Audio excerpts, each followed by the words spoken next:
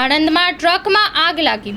તારીખ 8/4/2024ના રોજ સાંજે 11 કલાકે અમદાવાદથી વડોદરા તરફ જતા ટોલ ટેક્સની બાજુમાં એક્સપ્રેસ હાઈવે પર ટ્રકમાં આગ લાગી હોવાનો કોલ આણંદ ફાયર બ્રિગેડને મળતા ફાયર ઓફિસર ધર્મેશભાઈ ગોરની સૂચના મુજબ ફાયર ફાઇટર વિમલ પંચાલ, જયેશભાઈ ઠાકોર, મુકેશ પરમાર, જૈદ મલેક તુરંત જ ઘટના સ્થળે પહોંચીને પાણીનો મારો ચલાવીને આગ બુઝાવી હતી। કોઈપણ જાતની જાનહાનિ થયેલ નથી।